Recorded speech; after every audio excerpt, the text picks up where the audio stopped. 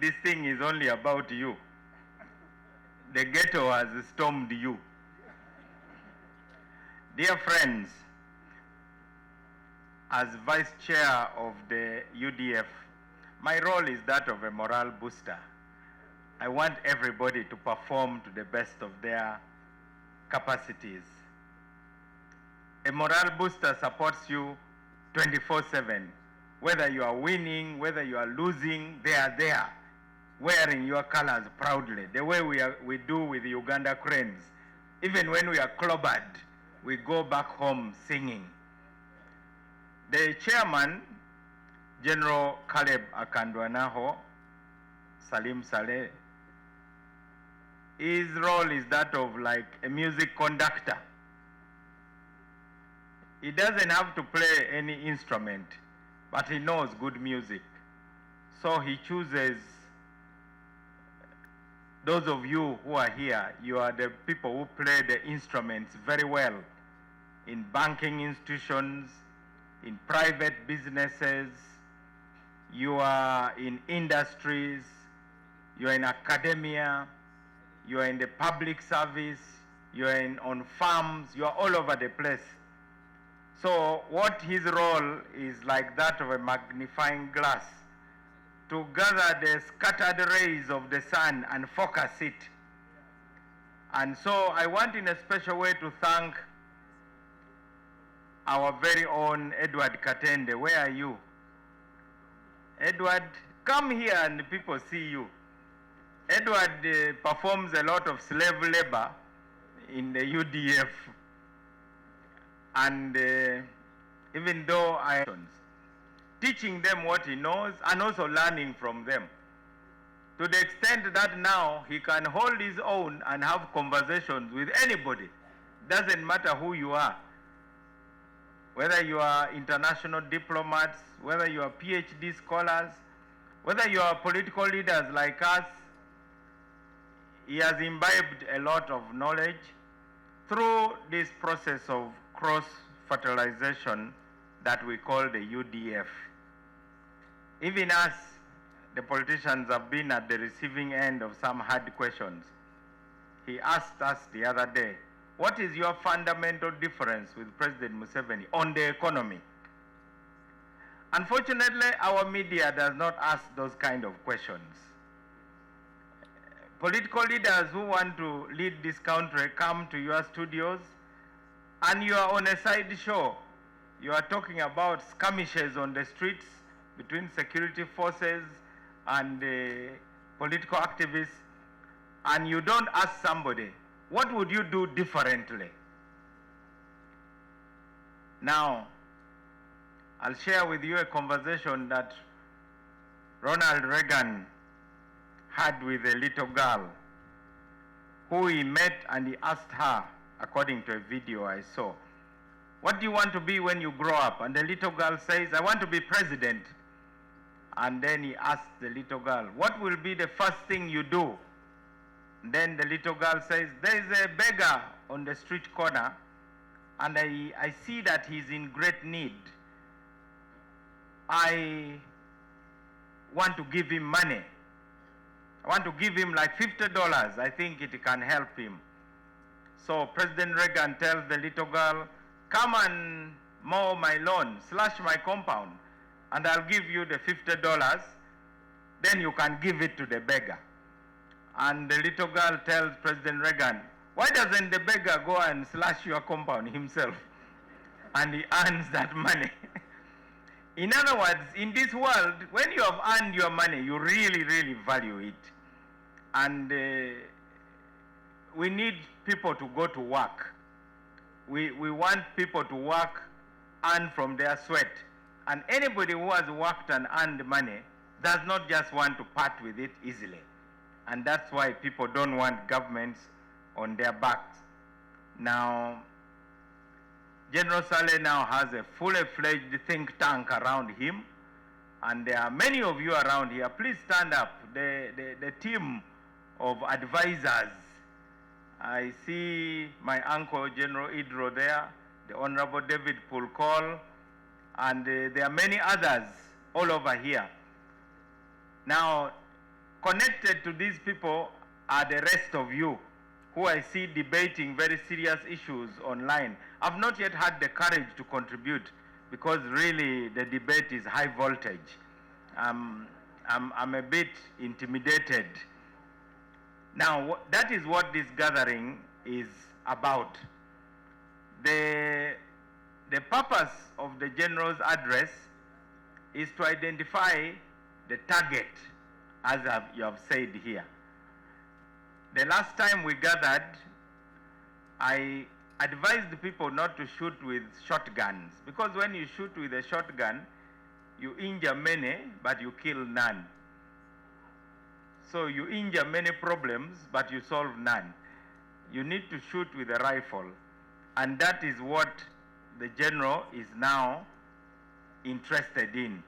And for that purpose, he has decided to camp in Gulu, my town. And targets have got to be realizable. You talked about Kennedy declaring that in our generation, America shall put a man on the moon. And they did. You also remember we once had a president here who also was fond of declaring targets. There was a time he said he was going to capture Golan Heights. He declared war on the apartheid regime in South Africa and organized jets to throw bombs in Lake Victoria as a rehearsal for capturing Cape Town. And during a dinner in London, not to be outdone by the Americans and their space endeavors, he announced that Uganda would now go to the sun in order to outdo America. And when he was asked by another dignitary at the table, how do you intend to do that, Your Excellency? Our beloved life president then said, we shall go there at night because the sun is very hot. Obviously, that attracted another heartfelt laughter bout. And then one commentator said, Your Excellency, you surely know how to blow your own trumpet. Again, not to be outdone, he stood up and said, No. I also play accordion. Obviously, he was not aware that blowing trumpets is a figure of speech. It has nothing to do with music. So, I'm glad the targets that we have here are said to be ideological. Our chairman has very strong beliefs. And in this world, we need believers, first and foremost. Because those who believe don't give up. That is what matters. One day, I had the courage to ask the president of Uganda a question. Mr. President, why do you keep going? Why don't you give up? He was amused by that question because it was in public. When he got up to speak, he said, Mao has asked me why I keep going. Then he said, I'm going to answer him. I keep going because I'm sure of where I want to go. I have no doubts. So we believe that all of us here are true believers in the future potential of Uganda. Whether we achieve everything we are talking about in our lifetime or not, our belief should be the common denominator bringing us together based on what is in our heart. Love for our country, love for our fellow human being. And that is why this gathering is not just about degrees. How many PhDs you have, how many masters, and so on and so on. It is about here, which takes me to Cuba. Che Guevara, who you all know, was fond of being absent-minded in meetings. And he was in one meeting, and El Comandante Fidel Castro was speaking.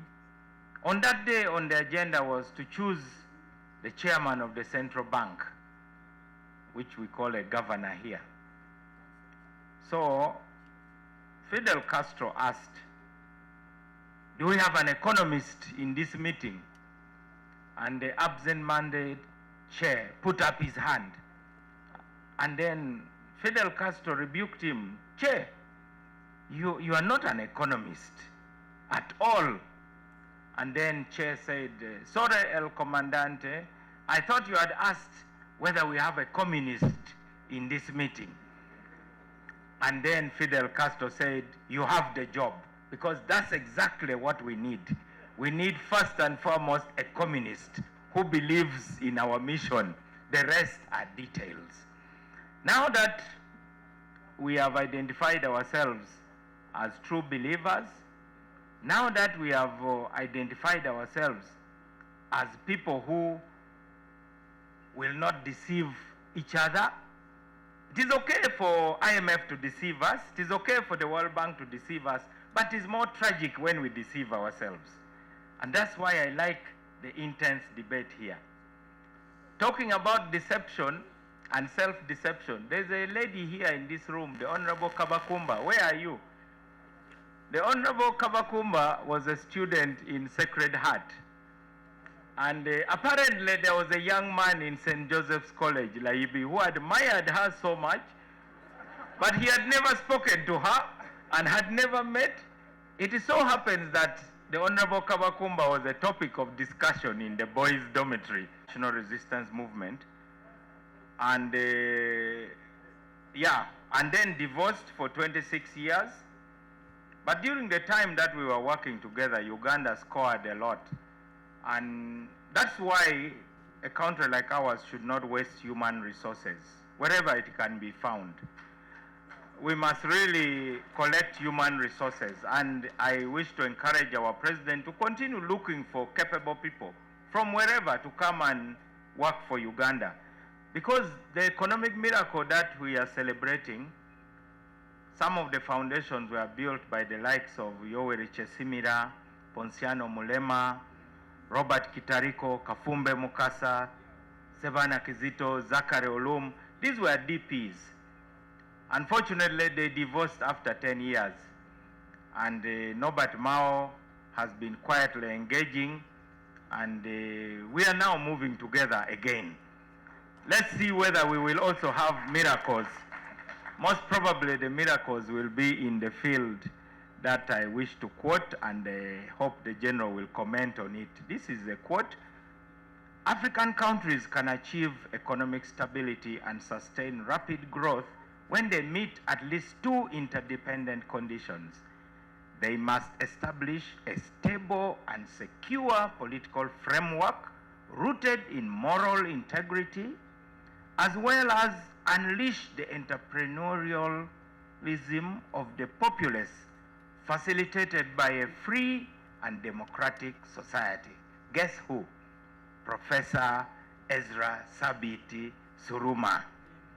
2014, Brookings Institution. Get the book wherever you may find it.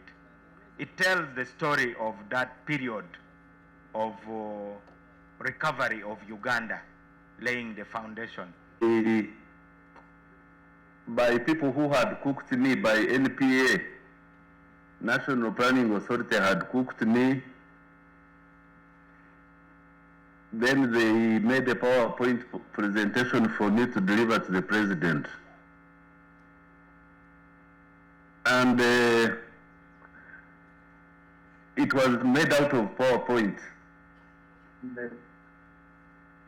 So I delivered the note to the president. He read it and he took his time.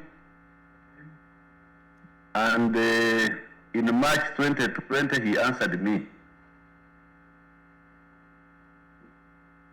And he said that whoever wants to discuss with him the economy of Uganda and Africa in general should answer those questions.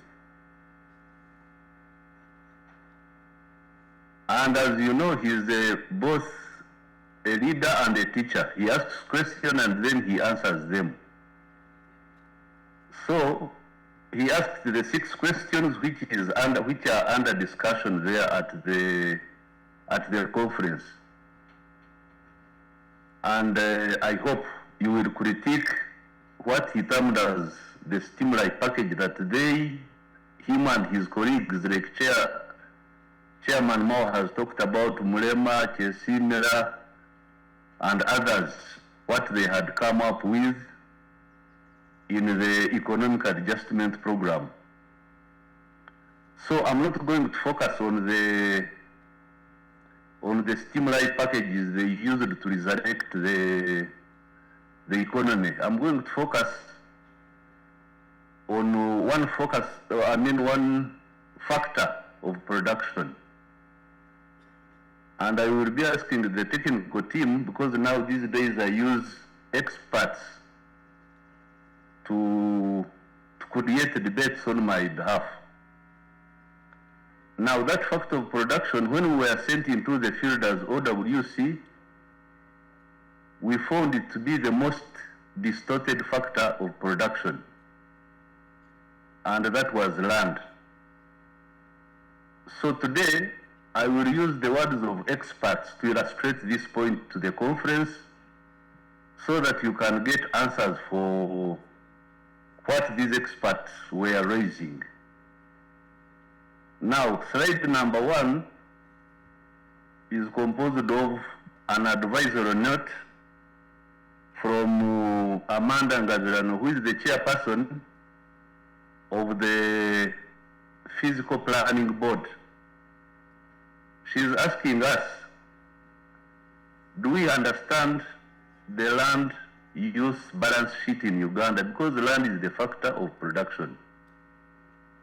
Now Amanda is asking us, do we really understand what we need to do with land in order to be able to feed people by 2040, when we shall be 60 million people? That note is on the screen there. And I think you can discuss it as we go along. It is a short note, advisory note.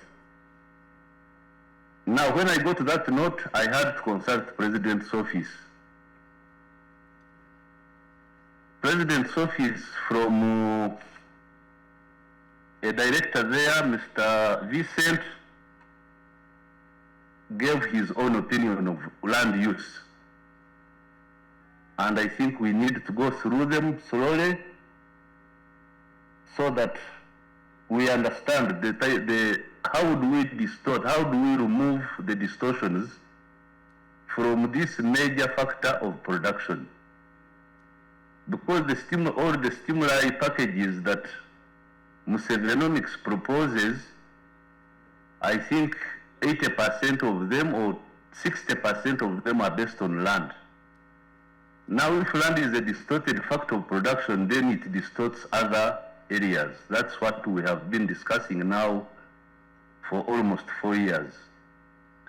Then after that, I got a brief from the... Take responsibility of your actions. Pull your own resources. Let me speak it in Ruchigari Nyankori as I sit down. My mother tells you, amazing Shabano, Tigozangaru, Egabo era tambire amuhanda, Ojihuawi.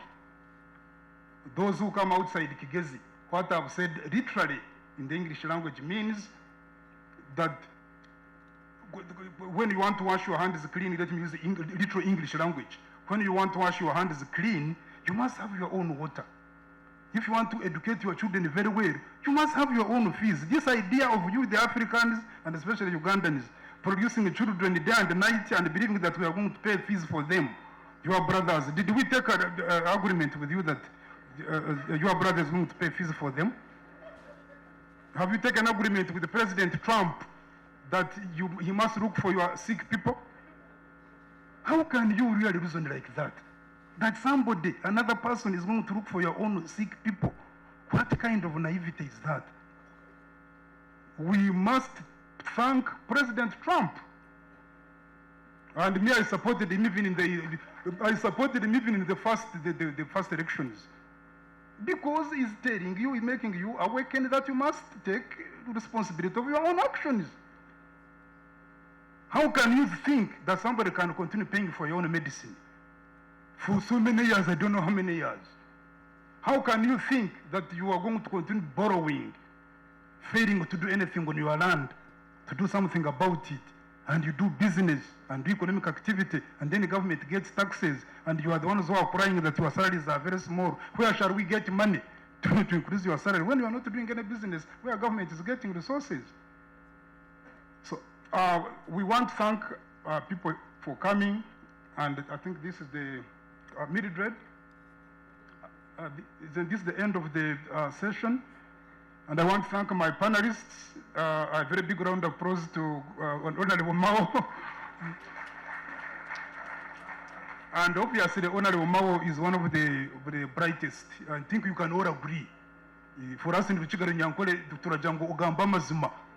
For us, the Bachiga, we are known for speaking the truth. Honorable Mao, you are really very bright. You're a very bright man. You're really very bright man. Those who want to accept, they accept. Those who don't want, shauri yako, you do your own activity. But Honorable Mao is a very bright man. That one is for sure. It's for sure. And once you are running a government, it is very important to. That's why these governments have, like Singapore, Malaysia, South Korea, and General Park Chung-hee, even with her daughter Park Geun-hye, Honorable Badewa in Malaysia, Lee Kuan Yew, his other name is Harry, Lee Kuan Yew, use the bright people, and you see where their countries are. They didn't mind very much about the political party. You look at Mauritius, between the Mauritius militant movement and Mauritius Labour Party, all coming together to develop Mauritius together. And it is I think we better start looking at what we can do rather than the color of the person, the religion of the person you are seated with, what the other person is in which religion. This is what kind of trivialities. Please move away from trivialities. Love your country, love this Uganda. I told people in London yesterday, I told you that nobody, I was speaking to Ugandans as well, most of them. I told them nobody is going to love Uganda on your behalf. Nobody is going to love your family on your behalf. If you think that anybody is going to love Uganda on your behalf, you are really being naive of the highest class. So thank you very much, my sister Mildred, come and take over. Thank you.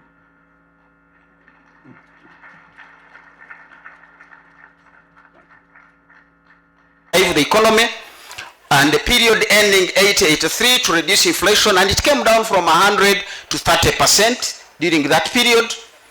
But there were quite a number that the recovery was short-lived, because after 84, these generals had intensified the pressure on the military, and the military began guzzling the resources. Right, Honorable Mao, you're welcome. We recognize your trenches that you are in, but this is also another trench that you should be in, because some of the things we are talking about here deal with your sector of the judiciary. 1984-85, the economy went back down because certain key productive areas of the country had been captured by the NRA. So they were no longer feeding into the economy. In 85, you had the whole of Fort Portal belonging to another government.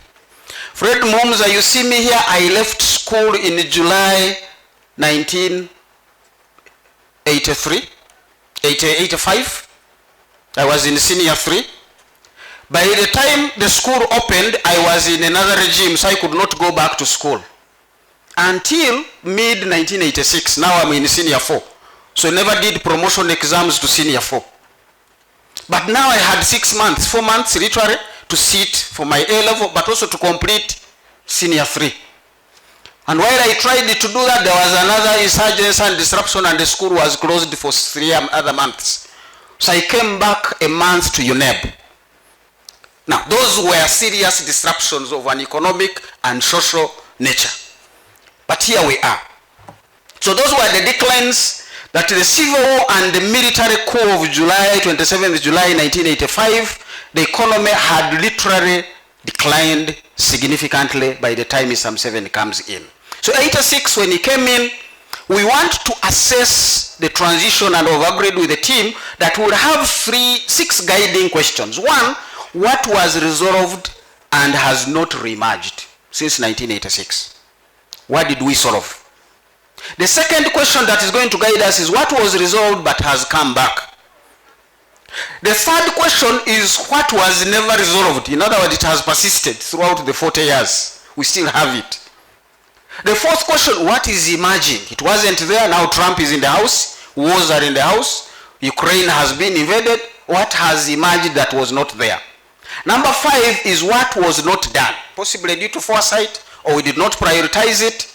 And the final question is what should we do to sustain the modernization of the economy? To answer those questions, we get back and look into what is Museveni's ideological underpinning. 1 is rationality, evidence-based decision making. And as I've said, when the evidence is not on the table, but he still has to make a decision, he will make a decision. Now, to resolve that challenge of possibly a decision that was not informed by evidence, but it had to be made, Professor Muterile, rest in peace, created an institution called the Economic Policy Research Center. And some of us have emerged through there. What was the tagline? Policy-oriented research. Don't go to research how many pins angels dance on a pin. I have policy issues. So the Economic Policy Research Center, I'm talking about institutions and discussions for raising evidence. What's Research Center is the PSST himself. He determines what should be done there. And was a project of the Ministry of Finance, still remains a project of the Ministry of Finance. Some of us worked there diligently for years until when I was told, you're staying too far away in Makerere, the problems are right in the Ministry of Finance. So they brought me in there as an advisor to permanently sit in the Ministry of Finance, but as an ambassador. I was not a staff. I remained a staff of EPRC, but on secondment. And what a glorious 8 years they were to learn from the decision makers. But the whole decision making, because Museveni is rational, Museveni is also reasonable. Whenever you would come back and say, we think, Your Excellency, the decision you took based on the evidence now was not the right one. Or it was right, but we have a better option. Commander-in-Chief, you give him options. You don't say jump from A to B. You say there was A, we have evaluated it, but we have these other options. So Museveni is reasonable. Many times I hear people say orders from above. I have been in that space. I know you can receive an order from above. Say, sir, I have heard you. Give us 2 weeks, we'll be back. And if you're back in 2 weeks with options, the story changes. And that is how it has been. That is one of the things that we would want to be. So Museveni is reasonable. When you provide the context, he's able to listen. Realism, what is the reality on the ground? I think these are traits he also picked as a military man, because you don't just go through a swamp or go to attack when you do not have sufficient men. We know the guerrilla warfare, sometimes you attack not to keep the territory. You will attack to disrupt, show the enemy I'm here, carry away their weapons and leave this territory. Later on, he began to occupy and retain territories. But in the early stages, it was attack, do whatever you want to do and leave. So that is being realistic. Then he's also adaptable, as I've said, flexibility in implementation of issues, logic must be followed, and then creativity. Those are key attributes, and then innovation of Mr. Museveni as he ran through. So as we move into the space, it's worth noting, as I've said, regimes do not consciously come out to destroy whatever is happening. The size of the economy, as we've said, had shrunk. Some people say by the time Museveni came in, GDP was 1.26 billion. Others say it was 3.6, but we can forgive ourselves. The data at that point was not clear. But all we know, it was very small. That's the conclusion from this. 60% of households had retreated into subsistence. Salt was a preserve of the rich. One time during the Amin era, my father turned up with a 60-kilogram bag of sugar. And I'm like, what has happened? But being a district education officer, maybe they came and gave the district officials. But he had to keep it by his bedside, because being small boys who had never seen sugar, we found how to make holes and keep licking it until mommy finds some sugar on your lips and you know what you're headed for. But those were days of scarcity. And how do you deal with those? That is what Museveni inherited hyperinflation. The transport network had collapsed. And I remember a case when I had to come from Bushenyi to Kampala on a truck loaded with coffee. We spent 2 days to reach Kampala. That was the economy that was inherited. So while you want to stabilize the security, you also want to restore the infrastructure. And there were others manufacturing, literally many of them had closed down, or they were operating at very low capacity. Quite a number of them were below 5%. We still have factories, as I said, what has persisted, that are operating at 30% and below. And in Kayip, we also have factories that are not working. The value addition equipment like haulers, like coolers for milk, that are literally not working. So some things have persisted, and we need to look into how do we resolve that. External debt, now we have also added domestic debt.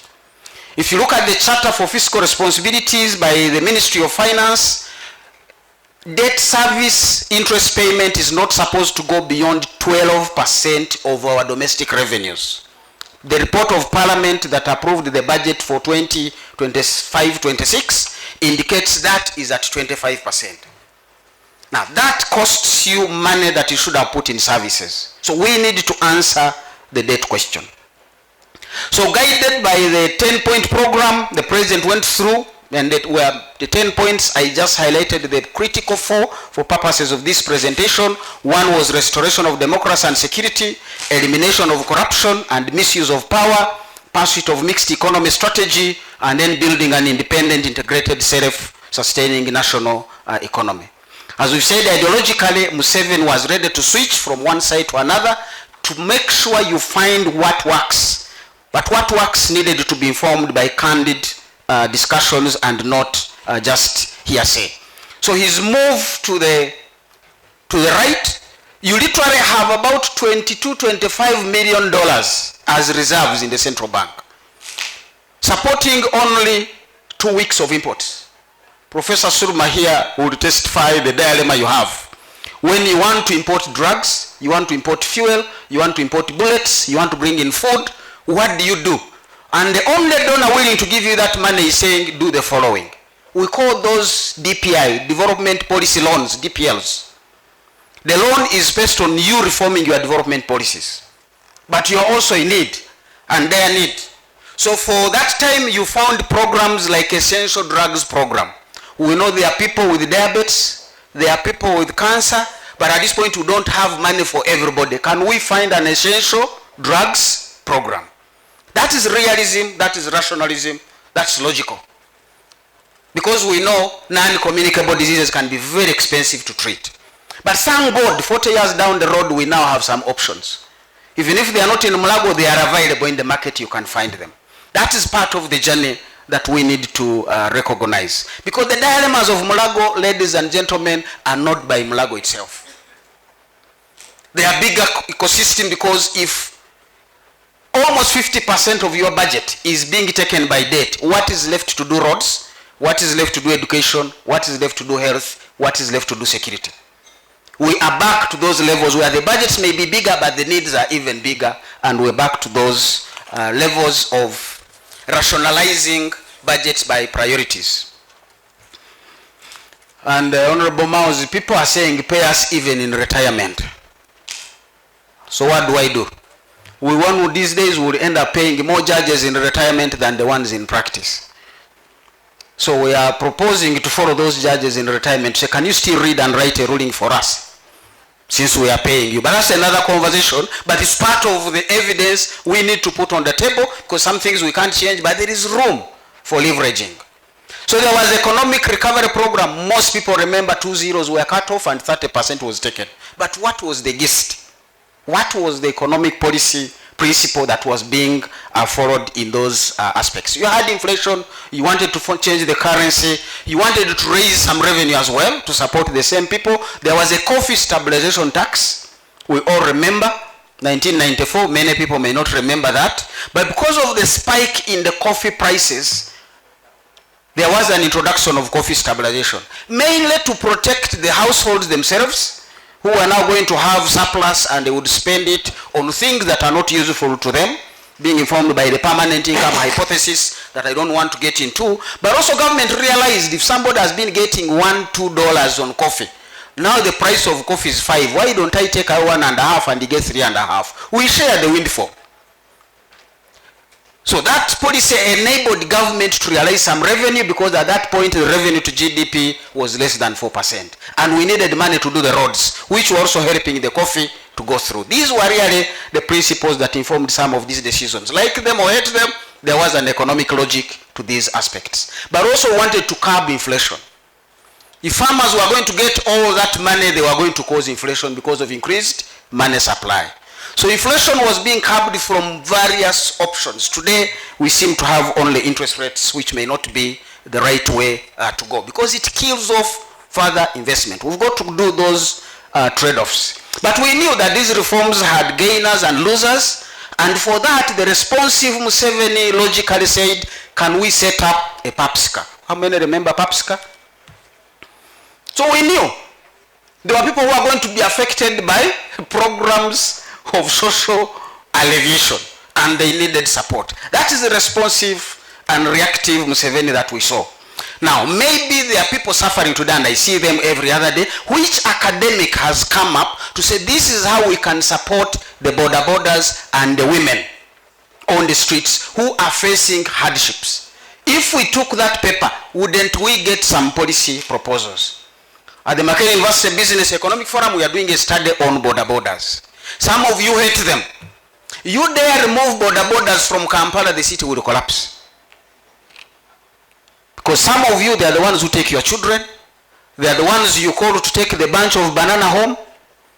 You don't even know where the school of that child is, but somebody picks the child and takes them back. And for that, you concentrate on your desk. Because not all of us are privileged like a deputy governor to have a driver and a car.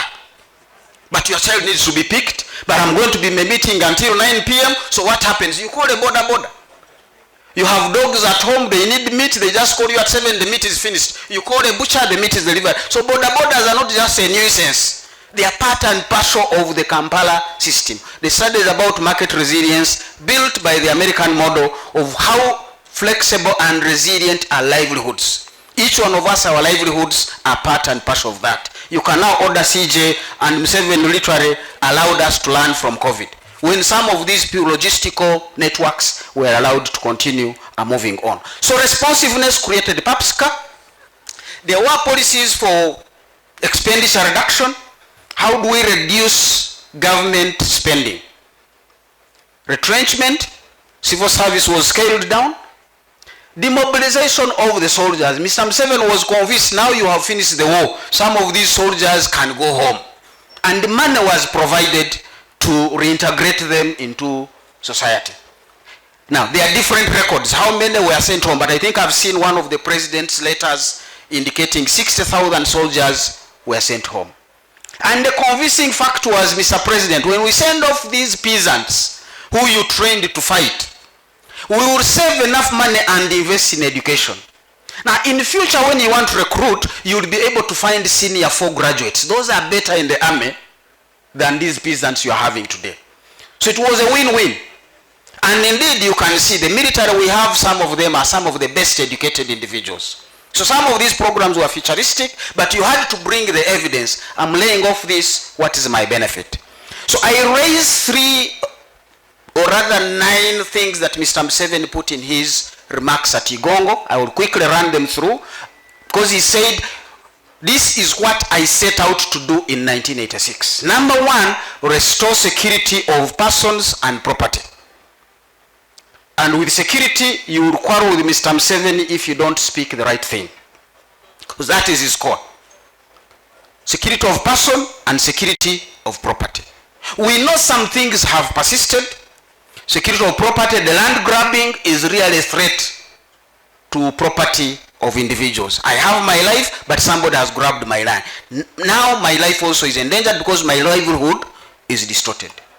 Now some people are losing their property because of economic policies, bank foreclosures, that the economy is not able to guarantee and secure personal property. So while the security is there, my personal property going away, then I have a vulnerability that needs to be addressed by government. These are things that have persisted. A friend of mine told me on Sunday, the priest emphasized many things but said, twafuna emirembe naye kati emirembe gitumazeeko emirembe. Now translate for your neighbor if they have not understood, especially if they have not laughed, then that means they have not understood. It's possible. Fine, I'm alive, but my land has been taken. I'm alive, but diseases are taking me. How do I secure my personal life property as well? These are things that have persisted over the 40 years. So in practice, rationality and the use of evidence in decision making should not compromise or be compromised by emotional and political choices. But we know the choice makers are politicians and they have goals. So you need to listen to them. What is it that they want to meet politically, and how do we meet each other halfway? Do we create other elements of PAPSCA as the policies move on? So the restoration, the demobilization was able to inform and save some monies which went into the social sector. To give money to Mulago, something else must go away. Again, I learned from Professor Mutebire about what we call counter-cyclical policies. If something is going up, something else must go down. So if the security budget must increase, some other budget must go down. If you want to increase funding to social services, you need to cut somewhere. And we have a bloated civil service. We need to reduce the civil service. There is a proposal. Genuinely, we want to increase the salaries for civil servants. And it happened in the 80s. They were increased by a very good percentage. But you don't increase before you scale down the numbers. If something is going up, another thing must go down. Can we do an Elon Musk email to each of the civil servants to give us 5 bullets of what you do in office? Anybody who fails to raise 5 bullets of what they do, they don't know what they are doing. So why are we paying them? As they have said, if you pretend to pay, people will pretend to work. But what do you do? And that can be a challenge. So we need to first of all reform and restructure the civil service and then increase the pay. The savings from those who go home, we shall have a PAPSCA for them. We shall have a recovery strategy for them. But the economy cannot move with the current spending going by the borrowing levels. Number 2 was liberalization and privatization, which was intended to create space for investors. In the private sector, remember they had the ideology, they had the greed like Adam Smith made to make more money. They were not like employees of government who were happy with their salary, while the companies were not doing any production.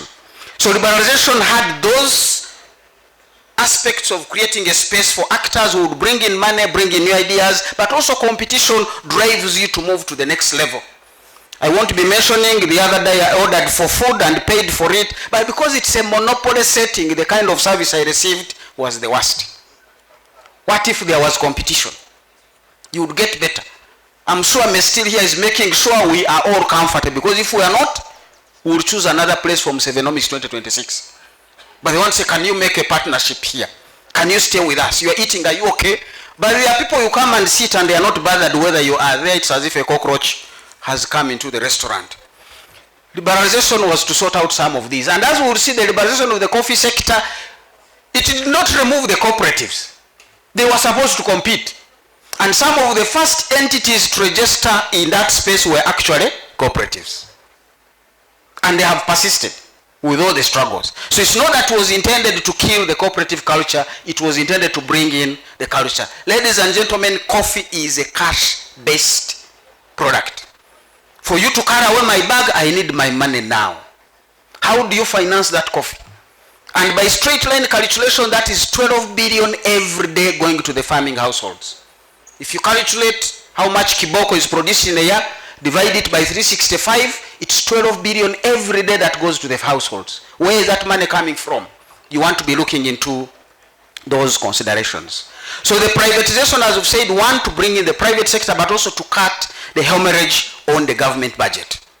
Number 3, diversification of the economy, with a special focus on increasing export revenues. We have information Uganda's export revenues at the time, 95% was coming from coffee. So there was a program of non-traditional exports.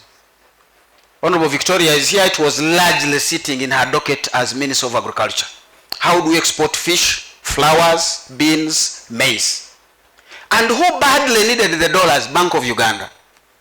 So it was not a preserve of the Minister of Agriculture. There was an agricultural policy secretariat inside Bank of Uganda to provide technical guidance on what should the dollar rate be, what should the interest rate be. Today I hear some of these things are different. I'm looking forward when we have a policy secretariat in Bank of Uganda, not a credit facility. So Bank of Uganda should not be running credit. That is not your space. You run policy, you have banks you are regulating, let them run the credit. So what is it doing there?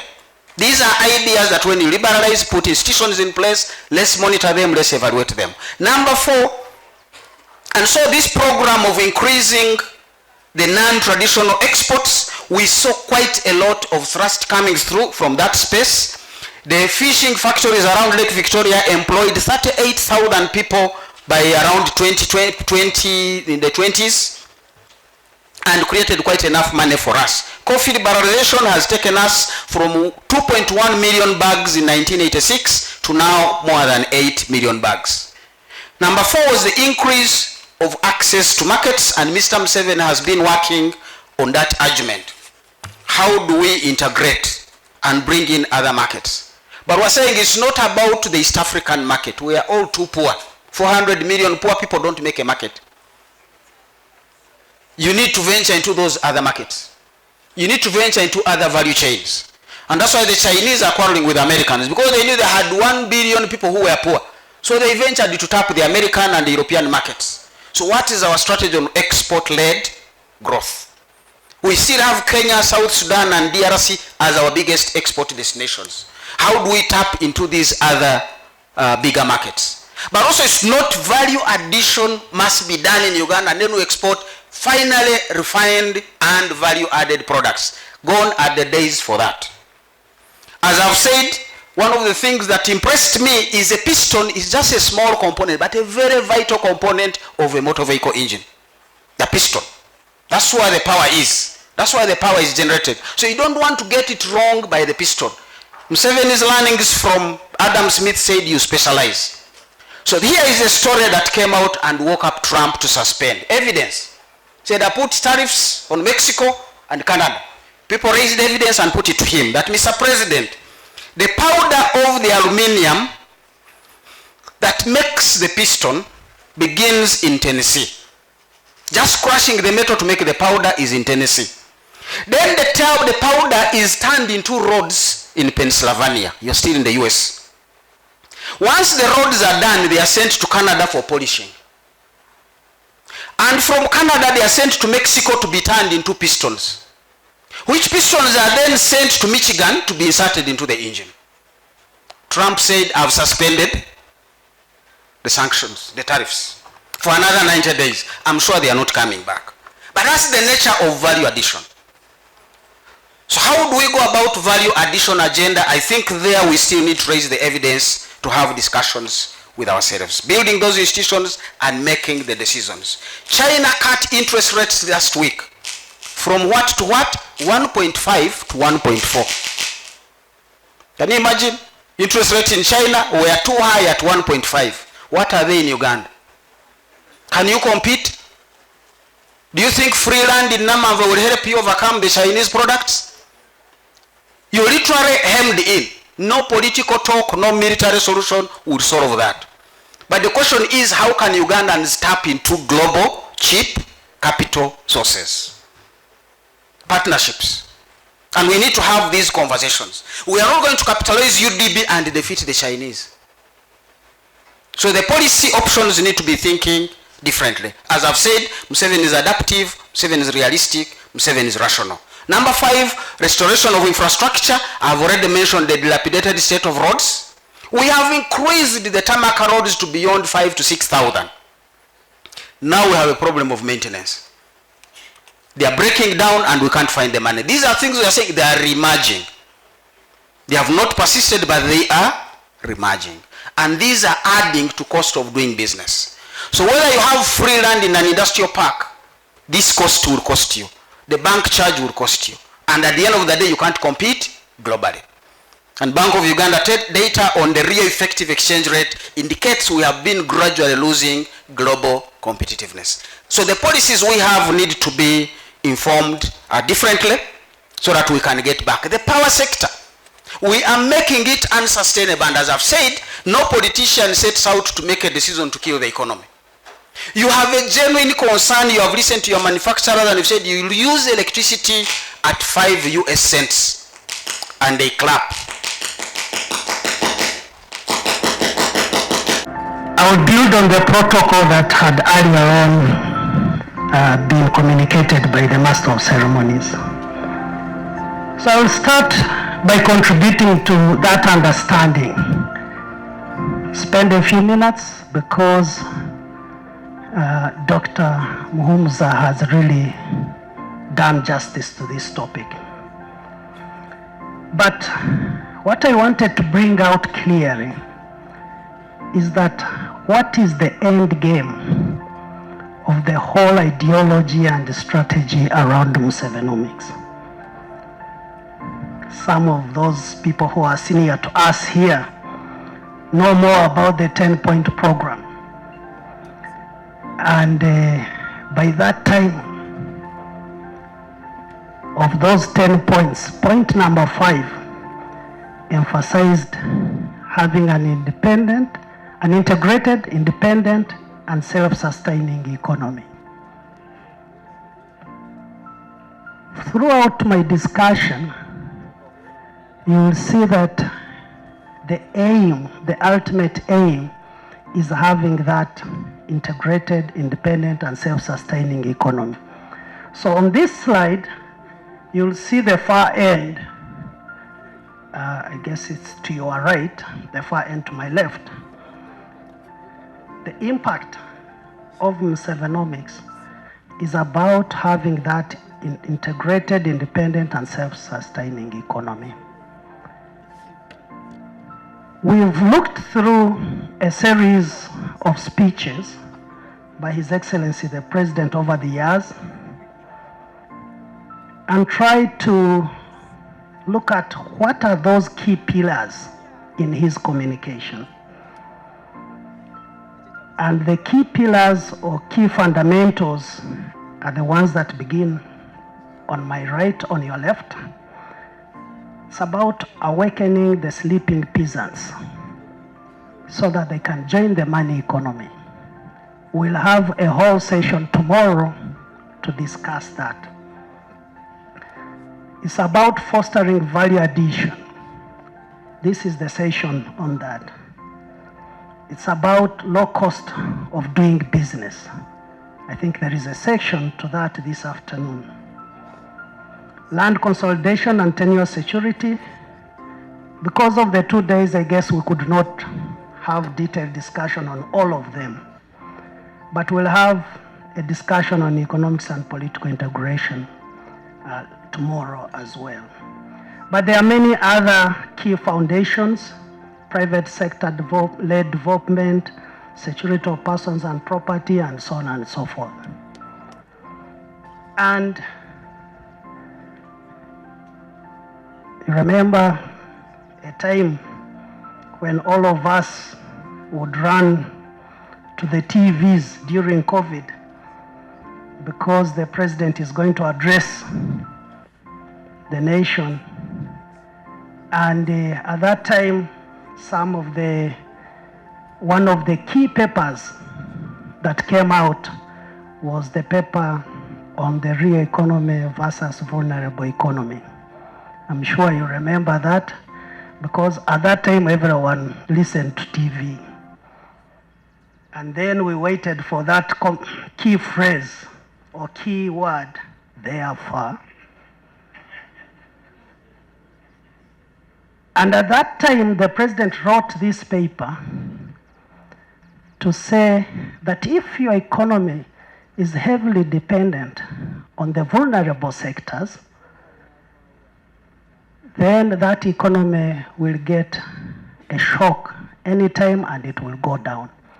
And he emphasized the need to have a key fundamentals of the real economy.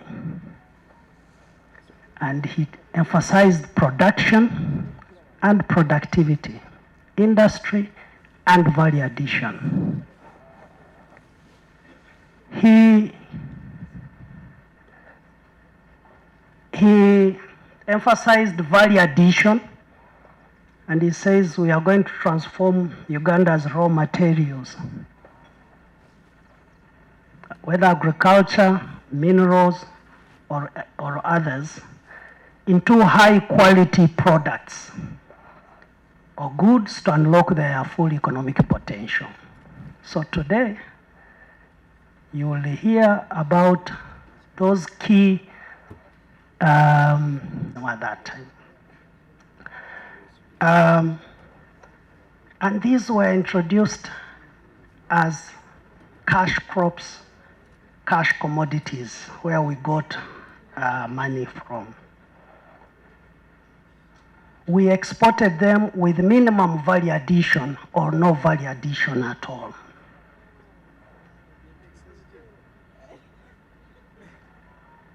So the best we could do in industrialization at the time is packaging industrialization. So you get the cotton seed, remove the seeds, and package it or bale it and export. Today, we are still doing a lot of that.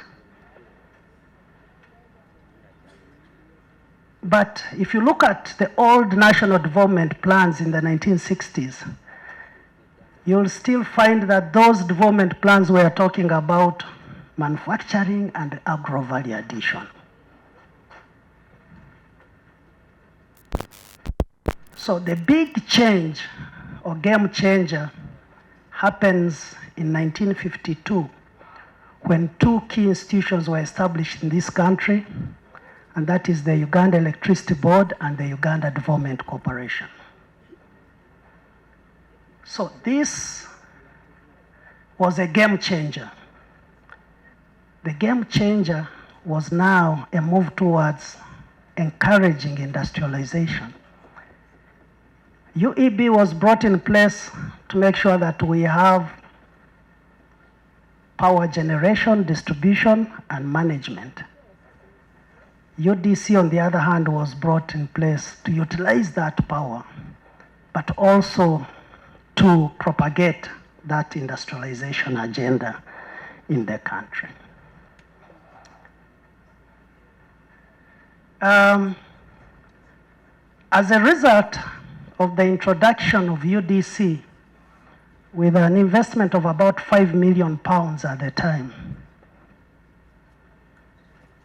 we saw a lot of investments happening in this space.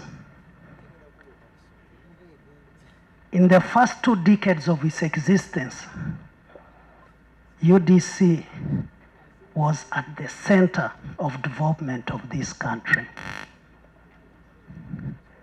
Dr. Muhumza talked about Coffee Marketing Board, but there was a bigger institution called UDC at that time. There are so many industries that were established. If you go in the agricultural space, the Uganda Grain Milling Company, the Agriculture Enterprises Limited, that led to the establishment of those tea factories in Kienjojo, Fort Potro, Kanungu, and so on. Tafmark, the livestock industries. I guess it's only the table where Professor Kamunti is seated that is following me at this moment. Because they lived this period, they know what this meant for the country. Whether it is in metals, the Steel Corporation of Uganda, Tampeco, and so on. Whether it is in minerals, the Kilembe mines, Uganda Cement, which established Tororo and Hima cement factories, partly related to the goal of UEB at the time to try and provide cement for construction of the Owen Falls Dam. all these things was, that this is where the game changer of industrialization actually took place. In chemicals, again, we had so many other chemical industries. In textiles, Nyaitil, for example, all these companies were started by UDC at the time in cooperation with the Commonwealth Development Corporation, CDC, of UK at that time. Today it's called BII, British International Investment, something like that. It was in the banking sector. If you talk about DFCU today, these financial institutions were established by UDC of that day. And the financial institutions, UGADEV, which transformed into UDB in 1972, were all started with the aim of financing the development goal of UDC at that time. And where UDC was also in the hospitality sector. I remember among the 3 T's there was tourism, and therefore there had to be tourism infrastructure across the whole country. And if you know what used to be called the Uganda hotels, in all these major towns, there was a Uganda hotel, whether it is in Jinja, in Soroti, in Moroto Inn, in Acholi Inn, all over the country. So, by that time, UDC was contributing about 33% of the country's total revenue through taxation, and was the second largest employer with an employment of employing about, with its subsidiaries, employing about 24,000 people, second only to public service. Public service had the army, the teachers, the health workers, and so on and so forth. So it was really the center of economic development. I'll leave the details to those people who were there at that time to tell us later on in the discussion. At independence in 1962, the structure was largely agrarian. 50% of GDP was agriculture. Manufacturing and electricity and so on was about 25%. Then trade, commerce was about 15%, and public administration about 11%. When we looked at the manufacturing snapshot at that time, we were more into cotton ginning, coffee, and so on and so forth. But we also had cotton, establishment of Nyanza textiles that I talked about, and later on the Kilembe mines and so on and so forth. The country was relatively stable from the macroeconomic point of view, but the population growth was still around 2.93% throughout at that time. We had very positive growth over those years. The 70s up to 86, we saw a collapse of most of our economy, emanating from the policy drive at the time, a move to the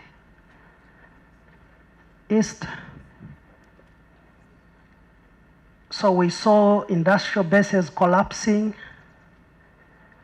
We saw a number of private sector-led institutions taken into government, thrown into UDC, expanding the base of UDC, making UDC a very amorphous organization, coupled with the wars that followed. Can be divided into just 2 major tenets, and one of them is to maintain price stability, to ensure that all of you who are seated here When you are doing your economic activity, you are sure you are going to complete that activity. If you are building a house, the bag of cement is 34,000 shillings, it is going to be 34,000 shillings, and you complete your house in the period which you have planned. That is what you do. I think you needed to clap for us, even if you didn't want.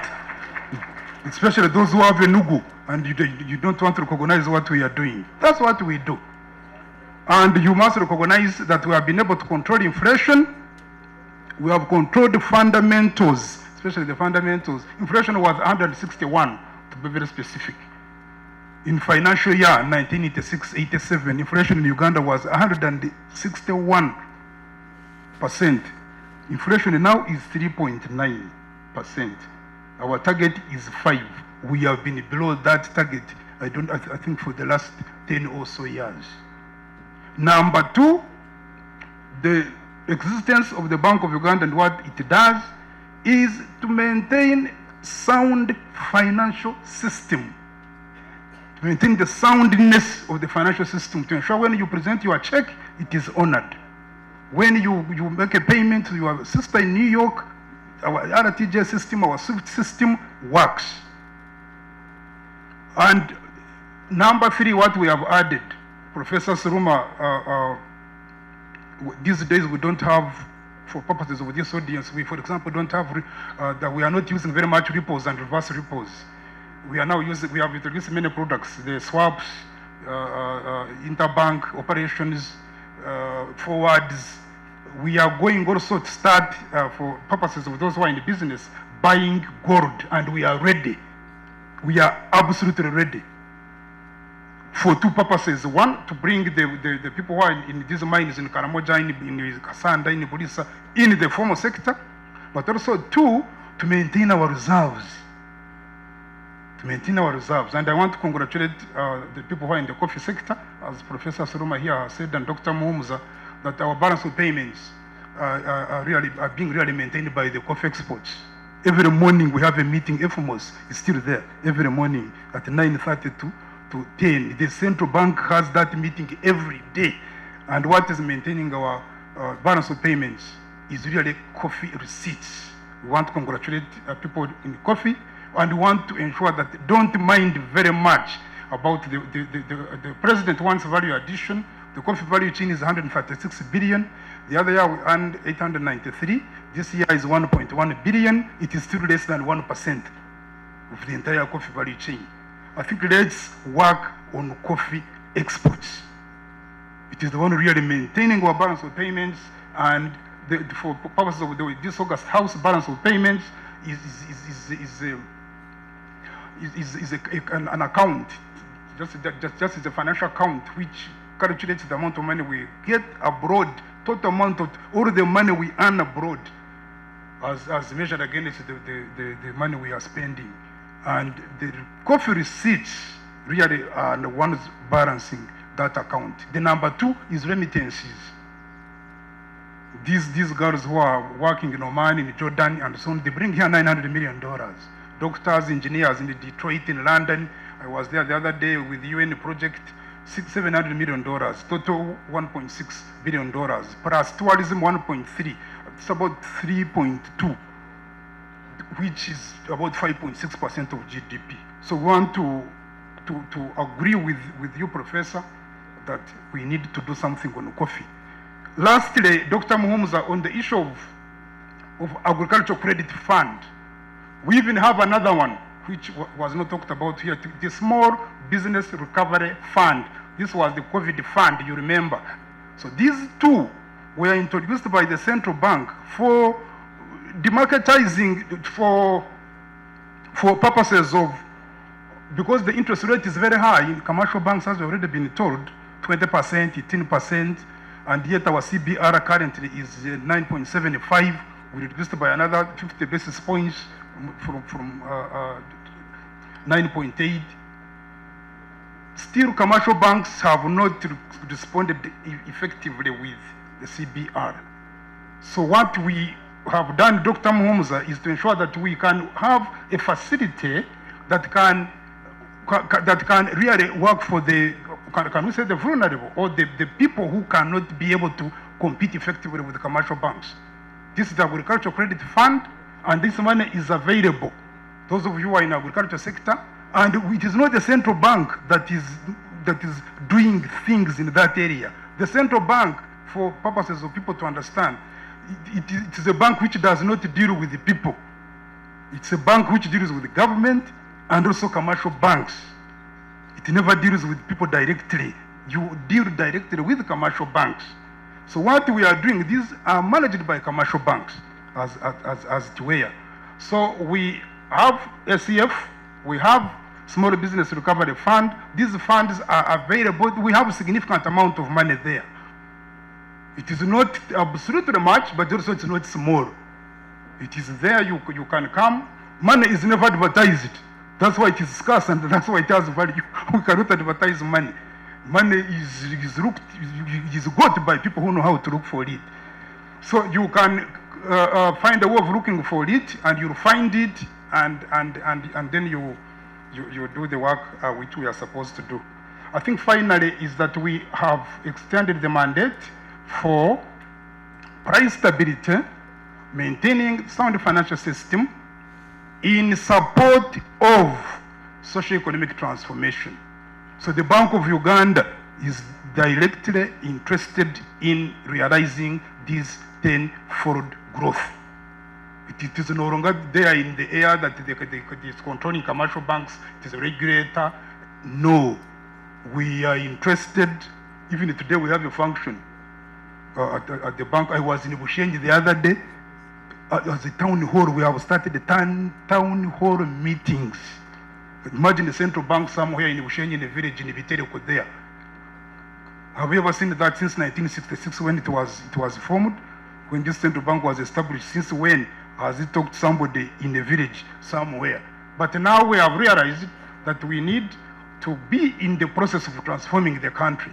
So the central bank is with the people. We have taken it to the people, and we are here as well. We are interested in this process very, very actively.